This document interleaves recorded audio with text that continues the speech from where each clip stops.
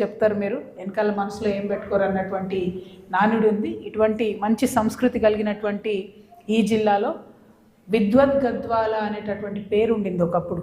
అంటే చాలా గొప్ప విద్వత్తు కలిగినటువంటి, విద్య కలిగినటువంటి, మేధా సంపత్తి కలిగినటువంటి మనుషుల్ని, మేధావుల్ని ఇక్కడ నుండి ఇచ్చినటువంటి జిల్లా మన గద్వాల జిల్లా.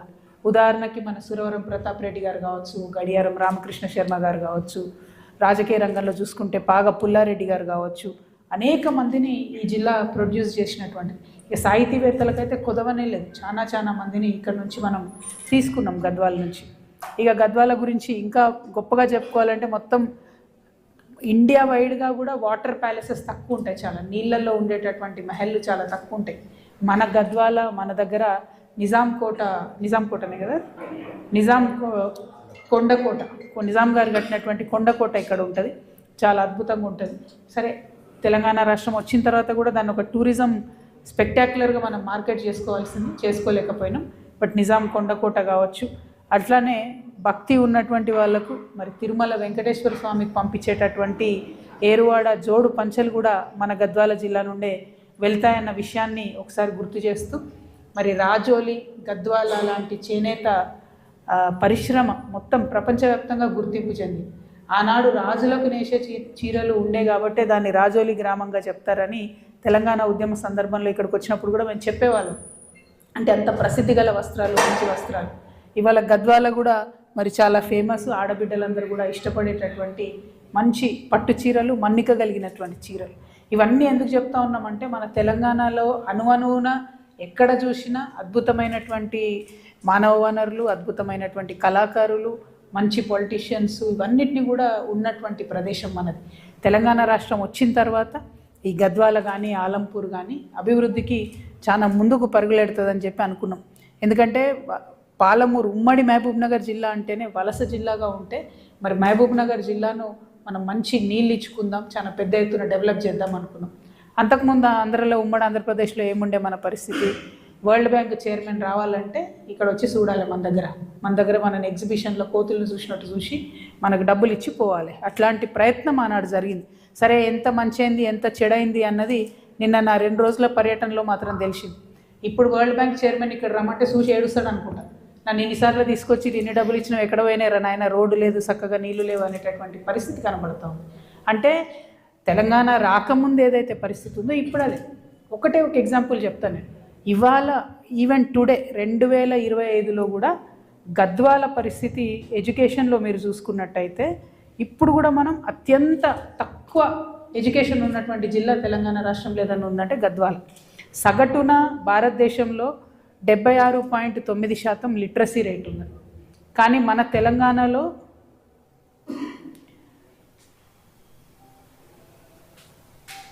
సగటున భారతదేశంలో 80.9% లిటరసీ రేట్ ఉంటే మన తెలంగాణలో తక్కువ ఉన్నది. 76.9% మన తెలంగాణలో ఉన్నది. అందులో మరీ ముఖ్యంగా రూరల్ తెలంగాణ అంటే అర్బన్ తెలంగాణ, హైదరాబాద్ చూసుకుంటే మీరు 76.9% కనబడుతుంది. కానీ రూరల్ తెలంగాణ, మన గ్రామీణ ప్రాంతాల్లో మాత్రం 69.9% ఉన్నది. అంటే భారతదేశ సగటుకి దాదాపు 11% తక్కువ మన దగ్గర శాతం ఎడ్యుకేషన్ ఓవరాల్ తెలంగాణ చెప్తున్నాను నేను. అదేవిధంగా మహిళల యొక్క శాతాన్ని చూసుకున్నట్టయితే తెలంగాణలో 65.9% ఉండే, పోయిన సంవత్సరం నుంచి ఈ సంవత్సరానికి 61.1% పడిపోయింది. దేశవ్యాప్తంగా మహిళల ఎడ్యుకేషన్ పెరుగుతుంటే మన తెలంగాణలో మాత్రం మహిళల ఎడ్యుకేషన్ 4% పడిపోయింది. ఇక తెలంగాణ రైజింగా ఫాలింగా మరి మనమే ఒకసారి ఆలోచన చేసుకోవాలి.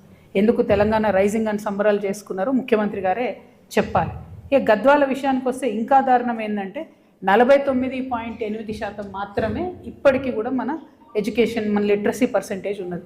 అందులో మరి ముఖ్యంగా మహిళలది చూసుకున్నట్టయితే 39.4% మాత్రమే మహిళా ఎడ్యుకేషన్ ఓవరాల్ గద్వాల్ జిల్లా 2 నియోజకవర్గాలు కలిపి ఉన్నది.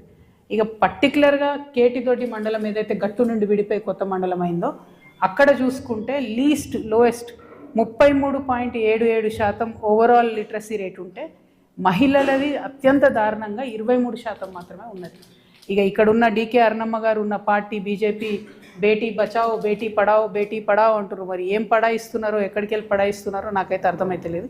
ఆవిడ సొంత జిల్లా, సొంత ఇలాకా గద్వాల జిల్లాలో కేటిదొడ్డి మండలంలో మహిళా అక్షరాస్యత రేటు 23% ఉంటే డీకే అరుణమ్మ గారు ఏం చేస్తున్నారు? నేను ఈ ప్రశ్న సూటిగా అడగదలుచుకున్నాను. ఓవరాల్గా గద్వాల రాజకీయం అంతా చూసుకుంటే మీరు నాకంటే ఎక్కువ మీ అందరికీ తెలుసు. నేను కొత్తగా వచ్చిన, మొన్నటిదాకా నన్ను నిజామాబాద్లో ఖైదీ చేసి పెట్టారు. ఇప్పుడిప్పుడే నేను తెలంగాణ అంతా తిరుగుతున్నా మళ్ళీ ఉద్యమం తర్వాత. నేను మిమ్మల్ని రాజకీయంగా, మిమ్మల్ని పత్రికా మిత్రులు మీ ద్వారా ప్రజల్ని కోరుతా ఉన్నా. ఒకటే కుటుంబం కదా ఇన్ని రోజులు పరిపాలన చేసి, ఒక్కసారి మధ్యలో గట్టు భీమన్న గెలిచిండు ఒక 5 ఏళ్ల కోసం. ఆ తర్వాత మొత్తం వీళ్ళే కదా, మొత్తం స్వతంత్రం వచ్చినప్పటి నుంచి ఇప్పటి వరకు ఒకటే కుటుంబం. వాళ్ళ బావలు, అక్కలు, అన్నలు, తమ్ములు, వాళ్ళు ఇప్పుడు మేనల్లుడు, వీళ్ళే పరిపాలన చేసి. మరి ఇంత పరిపాలన చేస్తే ఈ 2 రోజుల పర్యటనలో తెలంగాణ రాకముందు ఆలంపూర్లో రోడ్లు ఎట్లున్నాయి, ఇప్పుడు అంతకన్నా అధ్వానంగా ఉన్నాయి. గద్వాలలో కూడా అంతకన్నా అధ్వానంగానే ఉన్నాయి రోడ్లు, తప్పితే కరెక్ట్ లేవు. ఎందుకు లేవు అంటే దానికి రకరకాల కారణాలు ఉన్నాయి. ఆ కారణాలు కూడా చెప్తాను. కానీ నేను ఎంత బాధ అనిపించిందంటే ఆలంపూర్లో ఒక దగ్గర పిల్లలు చెప్తా ఉన్నారు, రోడ్డు బాగాలేదు, మా దగ్గర స్కూల్ బస్సు రాదు కాబట్టి మేము స్కూల్కి పోవడం లేదు. అంటే బస్సు వస్తే కనీసం స్కూల్కి పోయే అవకాశం ఉంటుంది. చాలా ఊర్లలో 1 నుంచి 5 వరకు మాత్రమే ఉన్నది, 1 నుంచి 8 వరకు మాత్రమే ఉంది. 10వ తరగతి పోవాలంటే ఆడపిల్లలు 5-6 కిలోమీటర్లు దాటిపోవాలి. ఆ రోడ్లన్నీ ఎంత దారుణంగా ఉన్నాయంటే ఇసుక టిప్పర్లు పోతున్నాయి. కొట్టిపోతే అడిగేటోడు కూడా దిక్కులేడాడ. ఇంతింత గుంతలు ఉన్నాయి, అందులో మస్తు మంది పడిపోయినారని చెప్తున్నారు. ప్రతి ఊర్లో ఆక్కుంటూ వచ్చినాం. మీరు మా పర్యటన చూసిరో లేదో, ఏమి హడావుడిగా మీద రాజకీయ పర్యటన కాకుండా ఒక అధ్యయనం చేసేటట్టుగానే పర్యటన చేసినాం. చాలా చాలా బాధాకరం ఇది. డెఫినెట్గా అరుణమ్మ గారు, కృష్ణమోహన్ రెడ్డి గారు ఆన్సర్ చెప్పాల్సిందే. ఒకటే కుటుంబాన్ని ప్రజలు పదే గెలిపిస్తూ ఉంటే మీరు ఏం చేసిండ్రు? లిటరసీ రేటు లేదు, రోడ్లు లేవు, ఏమున్నది మరి? వ్యవసాయానికి నీళ్ళు ఇప్పుడు వస్తున్నాయి, అది కూడా తెలంగాణ వచ్చినాక అంతో కొంత వచ్చినాయి, పూర్తిగా రాలేదు. ఏమున్నది మరి? ఒక వ్యాపారం ఉన్నదా? ఒక ఉద్యోగం ఉన్నదా? అసలు 14 నుంచి 18 ఏళ్ళ పిల్లలు, ఒక అధ్యయనం చెప్తున్నది గద్వాల జిల్లాలో మొత్తం గంజాయికి అలవాటు పడిపోయి బతుకులు నాశనం అయిపోతున్న పరిస్థితి ఉన్నది. ఎందుకు ఇట్లా? మీ కుటుంబాన్ని గెలిపించడమే పాపమా? ఏ పార్టీలో అయినా మీరే ఉంటారు. బీజేపీలో మీరే ఉంటారు, కాంగ్రెస్లో మీరే ఉంటారు, వైఎస్ఆర్సీపీలో మీరే ఉంటారు, బీఆర్ఎస్లో మీరే ఉంటారు, తెలుగుదేశంలో మీరే ఉంటారు. ఏ కండువ ఈ కండువ ఆ కండువ మారుస్తారు. ఏ కండువ లేకపోతే కలిసిపోయి ఎలక్షన్లు చేసుకొని అల్టిమేట్గా అతను అల్లుడో ఎవరో ఒకరు గెలవాలి, ఇక్కడ రాజ్యాధికారం చేపట్టాలి. మంచిదే, సంతోషం. ప్రజాస్వామ్యంలో మీరు ఎన్నైనా చేయొచ్చు, మీ తెలివితోని గద్దెనెక్కొచ్చు. కానీ గద్దెనెక్కి ఏం బాధ్యత నిర్వహిస్తున్నారు మీరు? దయచేసి ఒకసారి ఆలోచన చేయండి. ఫీమేల్ లిటరసీ రేటు 23% అంటే తెలంగాణకు నామోషి కదా. మీకేం అనిపిస్తలేదేమో అరుణమ్మ గారు, ఇది కరెక్ట్ కాదు, you have to act on this.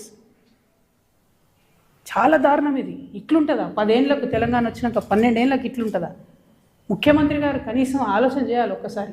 మీ ఉమ్మడి మహబూబ్నగర్ జిల్లాలో ప్రాంతమే కదా, ఐజా గురించి మీకు తెలియక కాదు కదా. మీ గురువు గారే కదా వరల్డ్ బ్యాంక్ తీసుకొచ్చి డబ్బులు తీసుకొచ్చింది. ఐజాలో ఇప్పటికీ ఇవాళ పొద్దున కూడా నేను చూస్తే 84 పాఠశాలలు ఉంటే అసలు టీచర్లే లేనటువంటి పని, సగానికి సగం టీచర్లు లేరు. నేను ఇవాళ ముఖ్యమంత్రి గారిని డిమాండ్ చేస్తూ ఉన్నా, బాధతో డిమాండ్ చేస్తూ ఉన్నా. ముఖ్యమంత్రి గారు ఫీజు రియంబర్స్మెంట్ ఇవ్వని ప్రతిసారి నేను చెప్పిన, మీరు ఫీజు రియంబర్స్మెంట్ ఇవ్వకపోతే బాధపడేది, స్కూళ్ళు మానేసేది, కాలేజీలు మానేసేది ఆడపిల్లలే. మీరు ఫీజు రియంబర్స్మెంట్ ఇవ్వకపోతే మగపోరాళ్ళని ఏదో ఒకటి చేసి, ఇల్లమ్మో ఏదో ఒకటి చేసి చదివిస్తారు. ఆడపిల్లలు మాత్రం డ్రాప్ అవుట్ అవుతారు. అది నిన్న నేను ప్రత్యక్షంగా ఇక్కడ చూసిన. నేను ముఖ్యమంత్రి గారిని డిమాండ్ చేస్తున్నా, మీ మీద బాధ్యత ఉన్నది. ఇది మీ సొంత జిల్లా కాకపోయినా ఈ రాష్ట్రంలో ఒక భాగమై లిటరసీ లేనందుకు మీరు కంప్లీట్ గద్వాల స్కూల్ సిస్టమ్ని, మా కర్మకు మీరే విద్యాశాఖ మంత్రి కాబట్టి కంప్లీట్ గద్వాలలో ఉన్నటువంటి ఖాళీ ఉపాధ్యాయ పోస్టులను నింపాలి, అవసరమైనంత ఎక్కువ పాఠశాలలు పెట్టాలి.